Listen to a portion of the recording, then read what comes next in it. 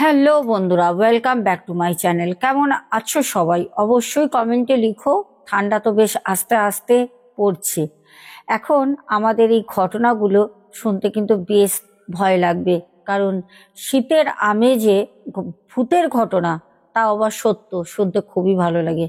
আজকে যে ঘটনাটা বলবো সেই ঘটনাটা আমাদের এক বোন শেয়ার করে।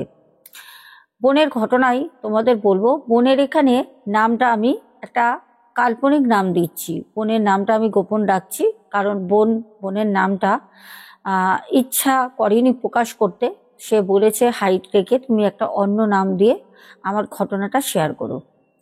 তো ঘটনাটায় যাওয়ার প্রথমেই সবাইকে বলবো একটা করে লাইক করে দিও। যারা এখনো পর্যন্ত ভালোবেসে চ্যানেলটাকে সাবস্ক্রাইব করোনি তাড়াতাড়ি করে নিও। তাহলে চলো আর কথা বাড়াবো না, এবার সোজা যাব ঘটনায়। বোনের নাম আমি দিলাম পিয়া। বোন দীর্ঘ 8 বছর ধরে কোনো কারণে অসুস্থ। অসুস্থতার অ্যাকচুয়ালি কারণ কি না বোন জানে, না বোনের বাড়ির লোকজন, কেউ কিন্তু বুঝতে পারে না। যে হঠাৎ হঠাৎ করে যতই ওকে ডাক্তার দেখাক, যতই ওকে যেখানে কবিরাজি করুক, অ্যাস্ট্রোলজার দেখাক, যাই করুক, ওর শরীর সুস্থ আর হয় না। খুব জোর হলে 15 দিন ভালো থাকে, 16 দিন, 17 দিন, খুব জোর হলে 20 দিন ভালো থাকে। তারপর যেই কে সেই যা রোগ নিয়ে যায় সেই রোগ আবার ফিরে আসে, ওর থেকে বেশি ওর আরো বেশি কষ্ট হয়। তো এরকম কিছু ঘটনা নিয়ে বোন আমাকে জানায় যে দিদি ভাই, ঘটনা তো আপনি শেয়ার করবেন, যে ঘটনাটা আমার ঘটছে, সাথে যদি মনে হয় যে আপনি কোনোভাবে আমাকে সুস্থ করে তুলবেন, আপনি সেটাও করবেন। তো প্রথম আমি বোনের ঘটনাটা বলি, ওর সাথে কি ঘটে আসছে গত 8 বছর ধরে। বোন বলে, দিদি ভাই, রাতের বেলা যখন ঘুমোই, যেহেতু আমার বয়স এখন 26 বছর, আর মোটামুটি আমি তো এখন বাবা মায়ের সাথে শুতে পারি না। বাবা মা পাশের রুমে থাকেন, আমি পাশের রুমে ঘুমাই। তো আমার রাতের বেলা বাড়িতে যখন শুই, তখন মনে হয় আমার ঘরের মধ্যে আমি ছাড়া কেউ একজন আছে, যে অদৃশ্যমান, যাকে চোখে দেখা যায় না, যে আছে সে থাকে শুধু একটাই জিনিস বুঝতে পারি, একটা শব্দ, আর একটা পচা দুর্গন্ধ। একটা গন্ধ সবসময় অনুভব করি, তখনই বুঝতে পারি যে কেউ একটা আছে যা অদৃশ্যমান, যাকে চোখে দেখতে পারি না। বিগত 8 বছর ধরে ঘটে আসছে। মাকে বহুবার বলেছি, আমার মা আমাকে শুধু বলে তোর মনের ভুল, এগুলো কিছু না। কারণ যখন বাড়িতে পিসির মেয়ে বা কেউ আসলো, হয়তো কোনো বোনরা দিদিরা আসলে আমার সাথে যখন রাত্রেবেলা শোয়, তারা কিন্তু কোনো রকম পচা দুর্গন্ধ, কোনো রকম আওয়াজ, শব্দ কিছু কিন্তু শুনতে পারে না। যেটা হয় একান্তই আমার সাথে হয়, যখন আমি একা থাকি তখনই এই ঘটনাগুলো ঘটে। যার কারণে আমার বাড়ির লোকও বিশ্বাস করেন না। কারণ যদি পিসি মাসির মেয়েরা আসে, বোনরা দিদিরা যদি সাথে শোয়, তারাও যদি সেই জিনিসটা অনুভব করে, তবে তারাও বলতে পারে বাড়ির লোককে, কিন্তু তারা কোনো কিছু অনুভব করে না। যা অনুভব করি সেটা শুধু আমি করি। এরকম ভাবে বিগত 8 বছর কোনো রকম হেলদোল আমার বাড়ির লোক করেনি, চলতে থাকে। দিনে দিনে দিনে দিনে এতটাই শরীর খারাপ হয়ে যায়, আর দেখতে যেন অদ্ভুত আমাকে হয়ে যাচ্ছিল। মানে কোনো একটা মেয়ের চোখ মুখ এরকম হয় না, অদ্ভুতভাবে চোখগুলো লাল হয়ে থাকতো। চোখের প্রত্যেকটা শিরা দেখা যেত, যেরকম কেউ চোখ জ্বালা করলে, চোখ যদি খুব ডলাডলি করে, যেরকম চোখ লাল হয়ে যায়, শিরাগুলো যেরকম মানে ফুটে ওঠে, আমার চোখ না ওরকম হয়ে থাকতো। সকালবেলা আমার মা আমার মুখ দেখে ভয় পেত। আমাকে আমার মা বলতো, ছুটে গিয়ে যাতো, চোখে মুখে জল দে, চোখগুলোকে ভালো করে জল দিয়ে ধো, চোখগুলো ওরকম হয়ে রয়েছে কেন, তুই কি রাতে সারা রাত ফোন ঘাটিস? আমি বলতাম না, ফোন ঘাটবো কি, আমি তো সারা রাত এমনি ঘুমাতে পারি না। ফোন দেখতে তো ভালো লাগতো না রাতের বেলা, কারণ আমি ঘুমানোর চেষ্টা করতাম। 8টা বছর ধরে আমার সাথে এরকম হতে হতে হতে হতে শেষে আমি আমার বাড়ির লোককে বলি যে তোমরা যদি কোনো ব্যবস্থা না নাও তাহলে আমি সুসাইড করব, আর না হলে আমি এখান থেকে বহুদূর চলে যাব। কারণ আমার পক্ষে এই প্রত্যেক দিনের যে রাতে ঘুম না হওয়া, একটা ভয়, একটা আতঙ্কের মধ্যে থাকা, আমি আর পারছি না। তখন আমার মা আমাকে বলল, দেখ বসে তো আমরাও নেই, অনেক কিছু করেছি। সত্যি ডাক্তারি, ওনারা ডাক্তারের পর ডাক্তার দেখিয়েছেন, রিপোর্টের পর রিপোর্ট করেছেন, তান্ত্রিক, ওঝা, অ্যাস্ট্রোলজার অনেক কিছু এনেছেন, কিন্তু কিছু হয়নি।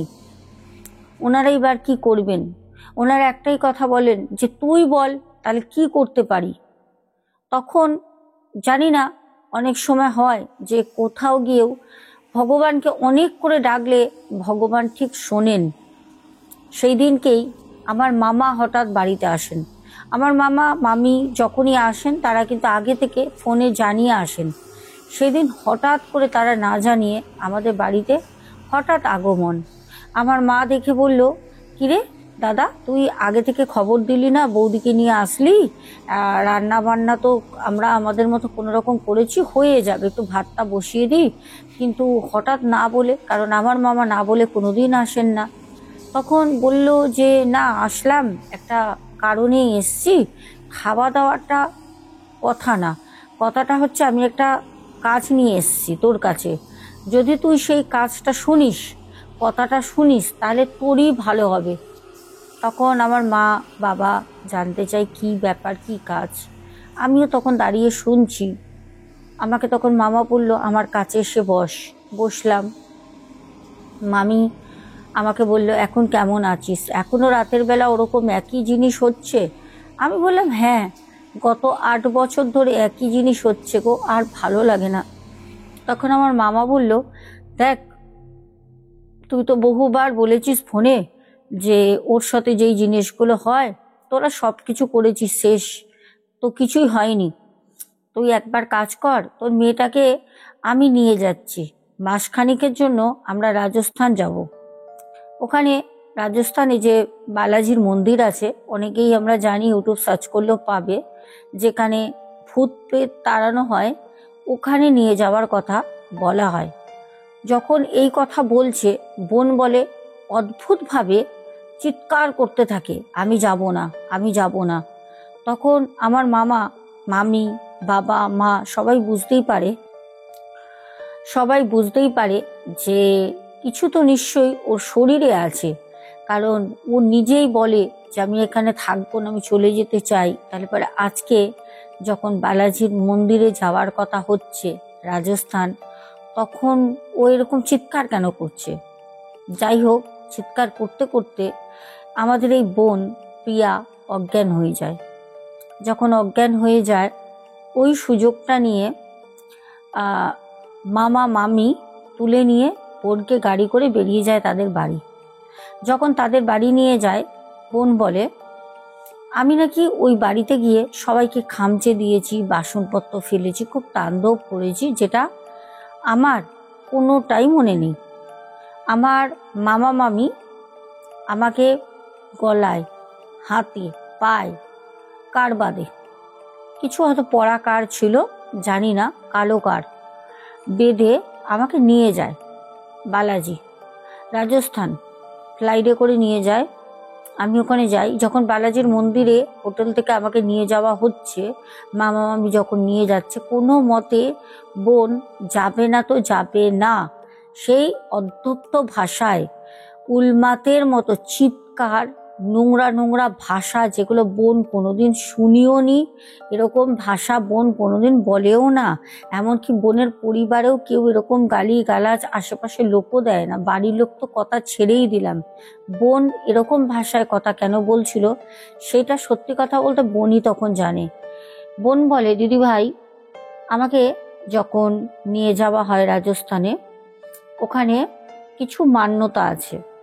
সেটা হচ্ছে, ওখান থেকে যে বালাজি যে পুজো হয়, হনুমানজির মন্দির আছে, ওখানে কোনোভাবেই তুমি প্রসাদ পুজো দিলে সেই প্রসাদ তুমি বাড়ি আনতে পারবে না। ওখান থেকে তুমি একটা গাছের পাতাও ছিঁড়ে আনতে পারবে না, ওখান থেকে কোনো জিনিস তো আনা যাবেই না। আর ওখান থেকে যখন তুমি কোনো পুজো দিতে কোনো কাজে যাবে, ওখানে তো ভালো মানুষটা, সুস্থ মানুষটা ঘুরতেও যায় না।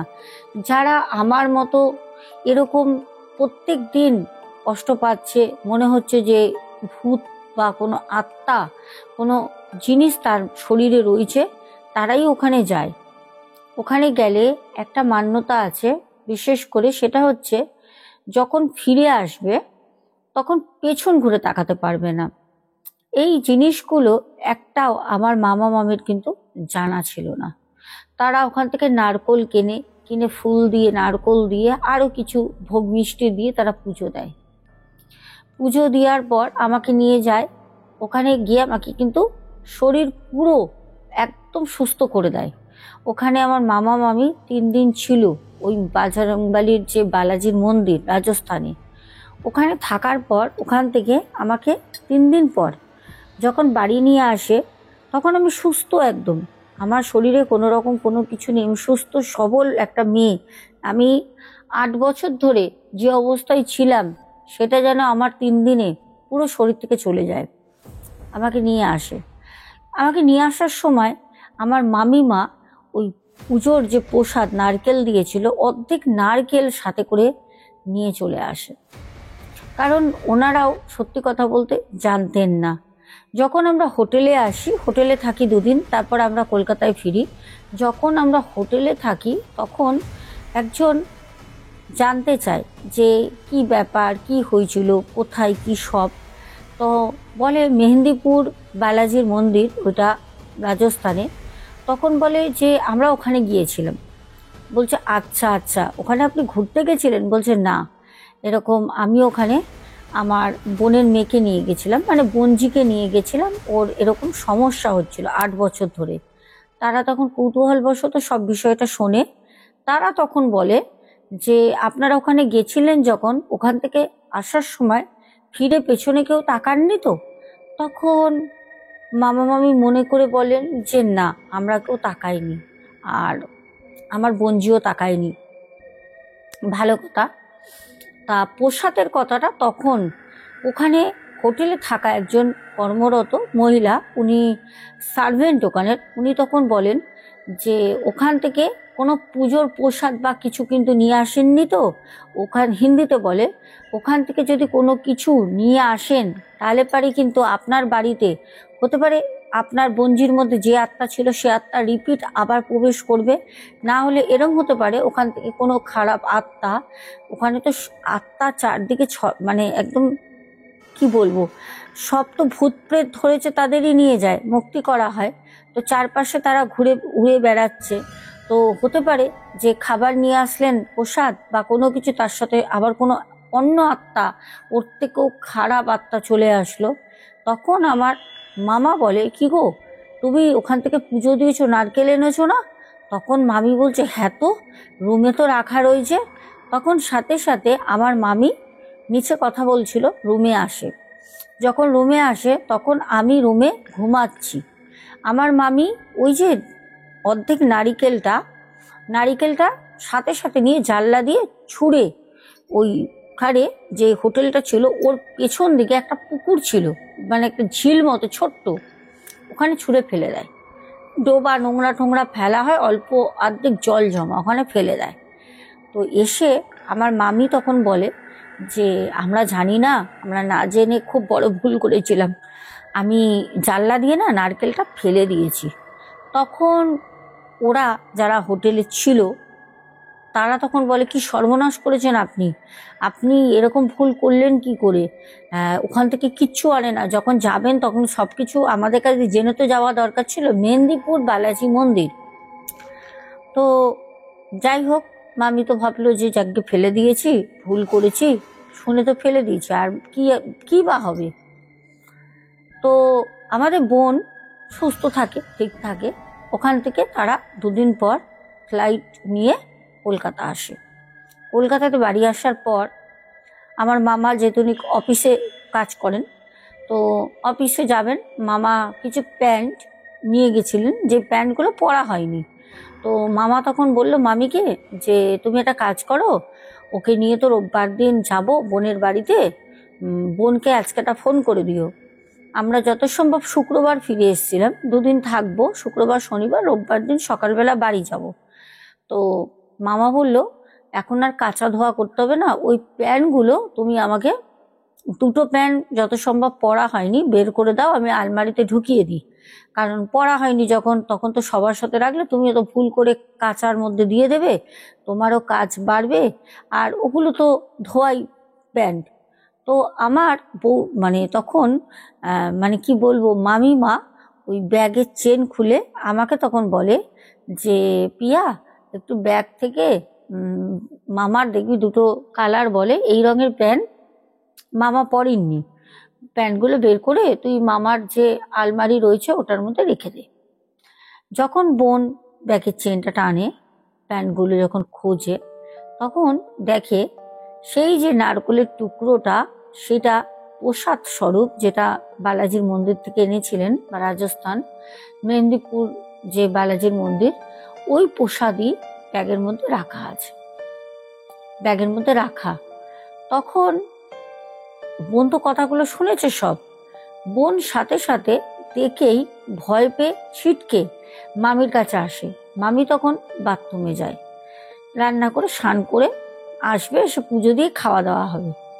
তো মামি বাথরুমে গেছে দেখে ও আর মামিকে না ডেকে ভয় আতঙ্কে, যে আমি ঠিক হয়ে গেলাম তার মানে কি আবার কিছু হতে পারে, আতঙ্কে ও সোফায় বসে থাকে।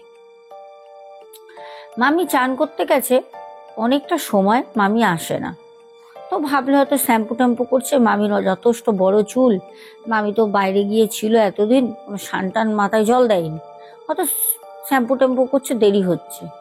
ও বসে থাকতে থাকতে ঘন্টাখানিক হয়ে যায়, জলের আওয়াজ হচ্ছে, মামি তখনও স্নান করছে, কিন্তু মামি আর বেরোচ্ছে না। ওর কিছু একটা মানে ঠিক না লেগে ও মামাকে ফোন করে, মামির ফোন দিয়ে। মামা যখন ফোন করে তখন মামা বলছে হ্যাঁ বলো। তখন বলছে মামা আমি পিয়া বলছি। বলছে হ্যাঁ বল পিয়া কি হয়েছে। তখন বলছে যে একটা অদ্ভুত জিনিস ঘটেছে মামা, তুমি কি বিকেল মধ্যে চলে আসতে পারবে না, তোমার সন্ধে কি রাত হবে। বলছে না আগে বল, দেখ এতদিন পর অফিস অ্যাটেন্ড করলাম, কাল তো শনিবার ছুটি, রোববার ছুটি, সোমবার আসবো, আজকে যদি আবার বলি তাড়াতাড়ি বেরোবো, স্যার বা স্টাফরা তো পিন করার লোক আছে, স্যার খুব রাগ করবে।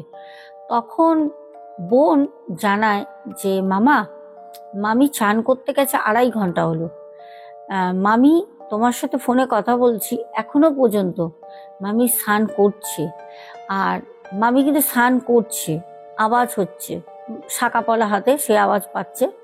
তখন মামা বলছে দেখ হয়তো কাছাকাছি করছে, ও তো ওরকম কাছতে বসলে দেরি করে।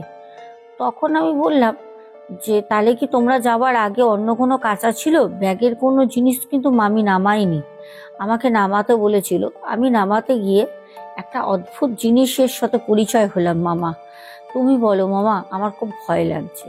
তখন প্রিয়ার মামা বলে যে কি হয়েছে সেটা তো বলবি, ভয় লাগছে কেন। তখন প্রিয়া বলে মামা যে প্রসাদ আমাকে তুমি মেহেন্দিপুর বালাজির মন্দিরে রাজস্থানে নিয়ে গেছিলে, তো তখন মামা বলছে হ্যাঁ বল প্রসাদ কি হয়েছে। তখন প্রিয়া বলে যে সেই প্রসাদ মামি বলেছিল ব্যাগ থেকে সে ফেলে দেয় বের করে জানলা দিয়ে, কিন্তু সেই প্রসাদ তো ব্যাগে আছে মামা।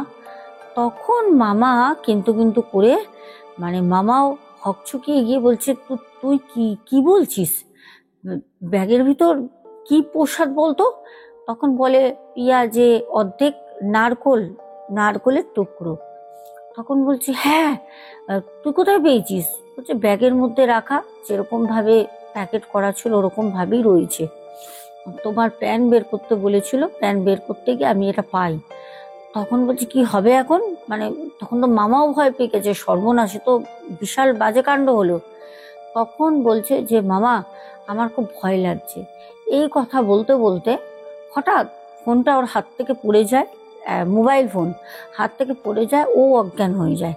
এবার হাত দিয়ে কেন পড়ে যায়, অজ্ঞান হয়ে যায়, মামা অনেকক্ষণ ধরে হ্যালো হ্যালো হ্যালো হ্যালো পিয়া কথা বল, হ্যালো তোর মামি বেরোলো, হ্যালো কি হলো করতে করতে যখন সেও ফোনে পায়নি, ফোনটা তখনও পর্যন্ত অন অবস্থায়, ওর মামা অফিস থেকে হ্যালো হ্যালো পিয়া কি হলো বলতে বলতে কোনো রকমে অফিসের গাড়ি করে বাড়ি ফেরে। অফিসের গাড়ি করে যখন বাড়ি ফিরে তখন তাকে বাইরে দিয়ে দরজা ভিতরে সবাই আছে, তো ভিতর মানে ভিতরতে তো মামি আছে আর এদিকে পিয়া আছে, আর সমানে বেল বাজাতে থাকে কিন্তু কোনো মতে বেল বাজালে কি হবে, কেউই ভিতর থেকে বেরোয় না। লাস্টে মামা না বুঝতে পেরে পাশের বাড়ির লোককে ডাকে, পাশের বাড়ির লোক আসে, দরজা ভাঙা হয়। দরজা ভেঙে যখন ঢোকে দেখছে পিয়া ডাইনিং স্পেস, যেখানে ডাইনিং এর পাশে, ফোনটা তখনও অন, মামা বন্ধ করে, আর পিয়া মাটিতে লুটিয়ে পড়ে আছে অচৈতন্য অবস্থায়। যখন এই দৃশ্য দেখে সাথে সাথে গিয়ে বাথরুমে নক করে, তখন বাথরুমে 3.5 ঘন্টা ধরে তুমি কি করছো, তখন যে ওনার ওয়াইফের যা দৃশ্য উনি দেখে উনি রীতিমতো ভয় পান। দেখে চোখগুলো যেরকম পিয়ার 8 বছর ধরে লাল হয়ে থাকতো, ঠিক চোখটা ওনার লাল, অদ্ভুত ভাবে তাকাচ্ছে। এতক্ষণ স্নান করার পর যখন বাথরুমের দরজা খোলা হয়, বলছে সারা ঘরের লোক বলছে, ইস কি পচা একটা ঘরে দুর্গন্ধ বেরোচ্ছে, তোমাদের ঘরে কি কিছু পচেছে? এত বিচ্ছিরি একটা চাপা গন্ধ নিয়ে বাথরুমের ভেতরে মামি যে কি করছিল, মামার যে ওয়াইফ, সেইটা মামা তখন দেখার জন্য মামিকে একটু গরম নিয়ে মুখ ঝামটানি দিয়ে কথা বলতে মামি নিজের রুমে চলে যায়, কোনো কথা বলেনি, শুধু প্যাট প্যাট করে তাকাচ্ছিল। তখন মামা যে বাথরুমে ঢোকে, এত পচা দুর্গন্ধ, কি ব্যাপার কি, গিয়ে দেখছে কি বলবো, যে মানুষ সকালবেলা বাথরুমে যায় পেট পরিষ্কার করতে, নোংরা সেগুলো বাথরুমের মধ্যে ছড়ানো, সেগুলো, আর মনে হচ্ছে ধরে কেউ চটকেছে, কি করেছে জানা নেই, অদ্ভুতভাবে পচা একটা নোংরা ঘরে গন্ধ। আমার নিজেরই খুব ঘৃণা করছে। বলছে মামা এই দেখে সাথে সাথে পাশে একজন ম্যাথর থাকেন, যিনি এসব পরিষ্কার করেন, জমাদার, ওনাকে ফোন করে খবর দেন। উনি প্রত্যেক সপ্তাহে ওনার বাড়ি পরিষ্কার করেন। উনি এসে বলছে, মা এইসব কি অবস্থা, আমরা তো এরকম কিছু পরিষ্কার করি না, যেটা যেই জায়গায় থাকার, প্যানের মধ্যে থাকলে পরিষ্কার করা যায়, সেটা বাথরুমের মধ্যে ছিটানো সেটা তো পরিষ্কার করে না ওরকম ভাবে। তখন মামা বলে যে তুই কর, আমি তোকে যা টাকা লাগে দিয়ে দেবো।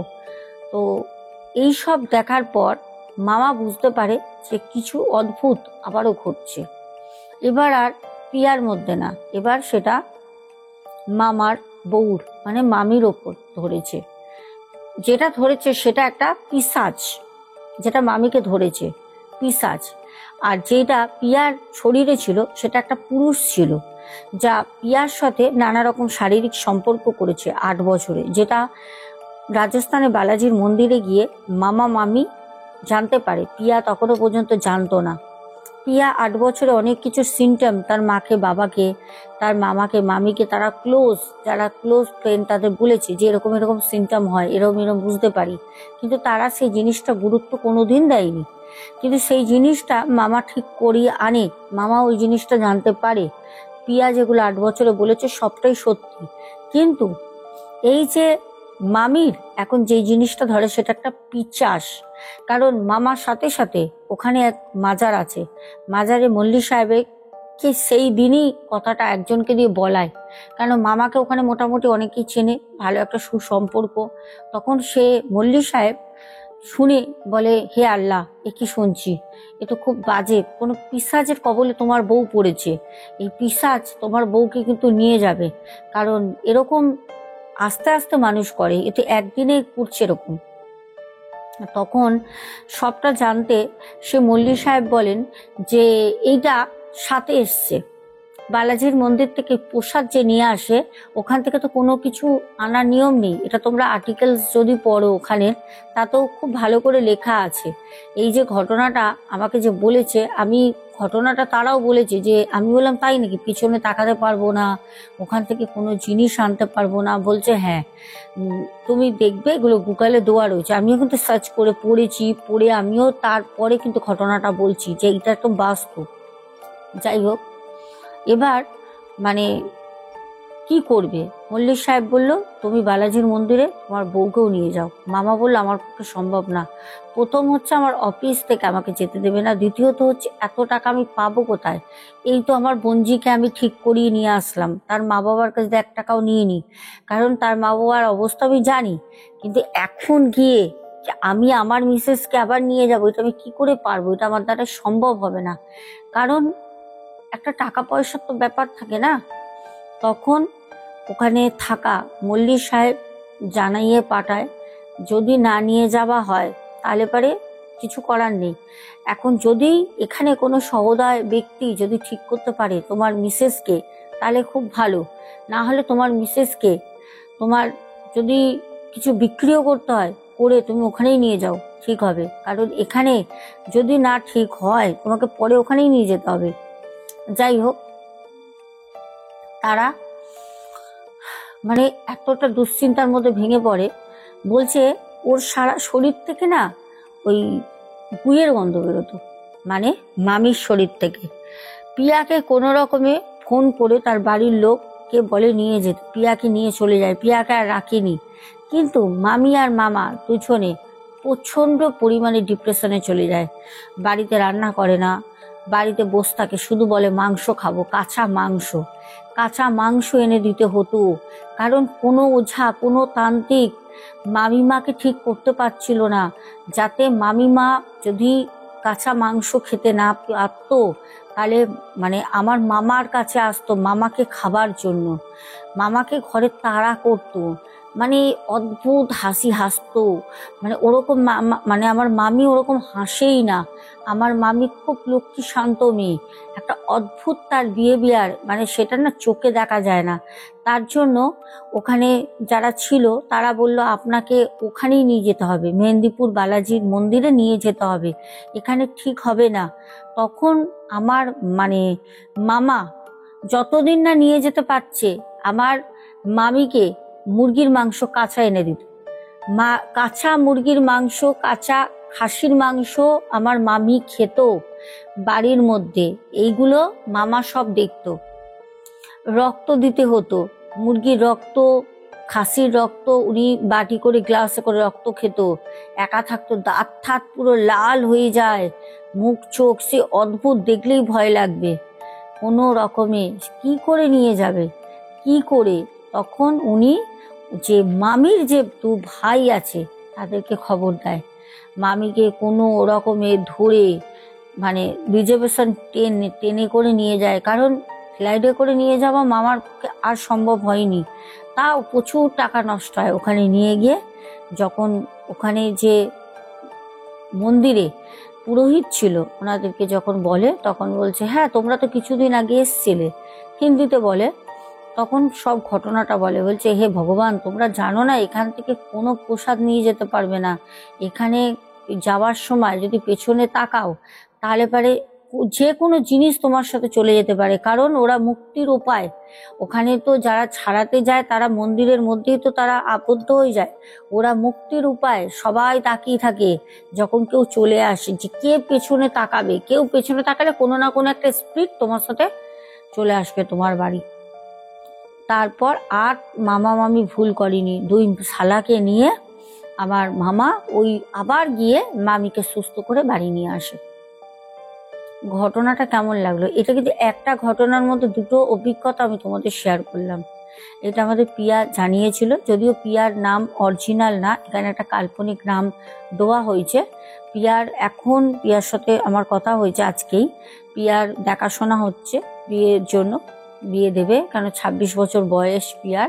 কিন্তু পিয়া যেটা জানায় যে আমি ওকে বলি যে তুমি তো তাহলে এখন ভালো আছো, তোমার জন্য আমি কি করতে পারি? তখন পিয়া বলে যে 2 দিন আগেও আমাদের বাড়িতে লোক এসেছিল, মানে এখনো পর্যন্ত পিয়ার শরীর কিন্তু পুরোপুরি সুস্থ হয়নি।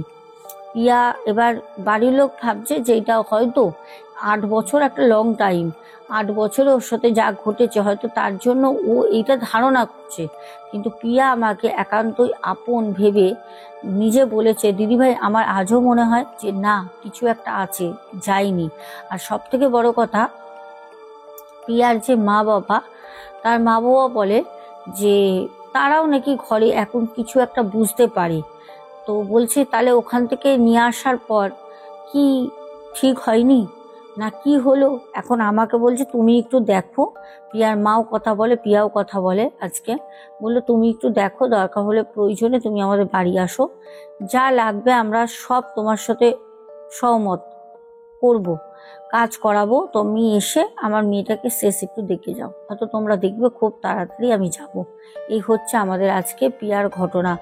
তো দর্শক বন্ধুরা, দেখো আমি এইটুকুনি খুব ভালো করে যেটা আর্টিকেলস পড়েছি, দেন আমি যেটা আরও স্টোরি শুনেছি, আমি একটা জিনিস দেখলাম, ওখান থেকে কিন্তু কোনো আত্মা যদি তোমার শরীরে থাকে, ওখান থেকে ছাড়িয়ে দিলে তারা কিন্তু রিটার্ন আসে না, কোনোভাবেই না। সেরকমভাবেই কিন্তু শরীর বন্ধন বা কাজ করা থাকে। কিন্তু এখানে বিষয়টা হয়ে যায়, সেটা হচ্ছে পিয়ার মামির সাথে যে জিনিসটা ঘটে, হয়তো তার সাথেই কোনো আত্মা একটার জায়গায় দুটো চলে আসে। সেটাই কি আবার মহিলাই পছন্দ করেছে, তাহলে তো মামাকেও অ্যাটাক করতে পারতো না। মামা কি কোনো কিছু হয়নি, মামি আর আমারটা যদিও অতটা এখন ভয় লাগে না, তবুও মনে হয় কিছু একটা আছে। মামিও এখন সুস্থ আছে। তো ঘটনাটা কেমন লাগলো অবশ্যই জানিও। এবার আমরা কমেন্টে নাম পড়বো, তোমরা কারা কারা কালকে কমেন্টে কি কি লিখেছো চলো পড়ি। প্রথম কমেন্ট করেছো পিঙ্কি দেবনাথ। পিঙ্কি বলেছো, দিদি তোমার সাথে আমার খুব দরকার আছে, আমার ফোনটা খারাপ ছিল তাই যোগাযোগ করতে পারিনি, তুমি কেমন আছো দিদি ভাই জানিও।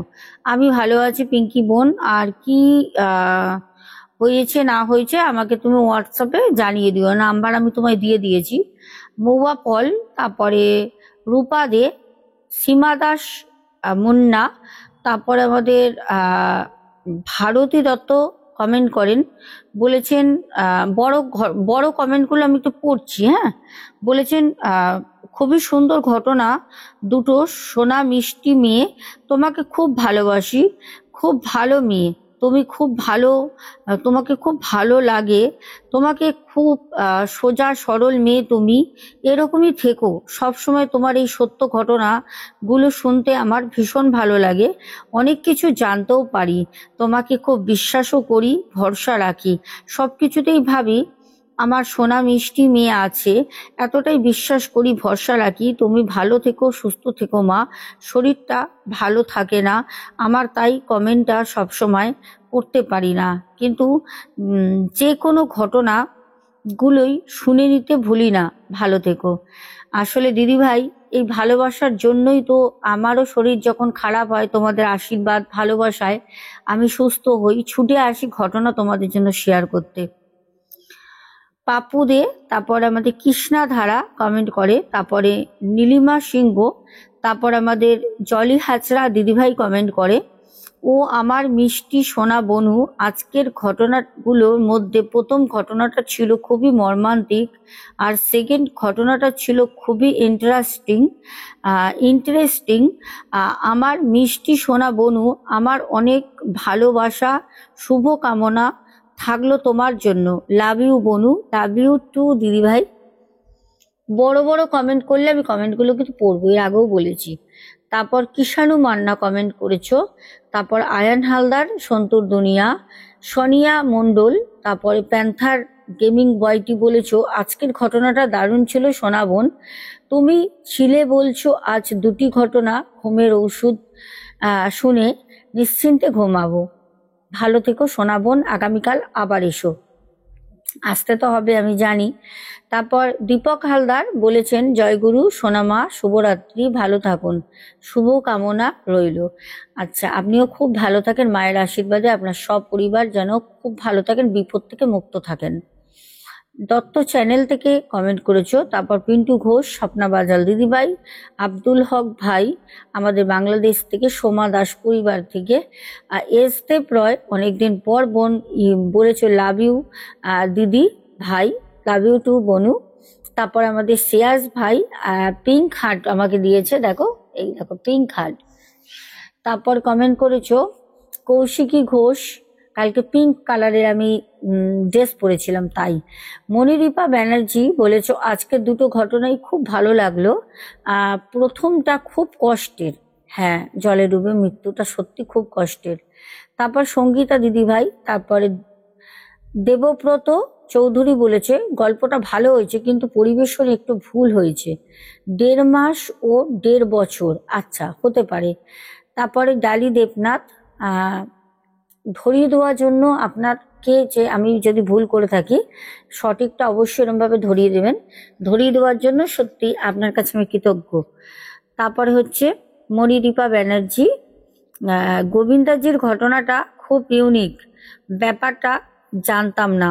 হ্যাঁ আমিও জানতাম না।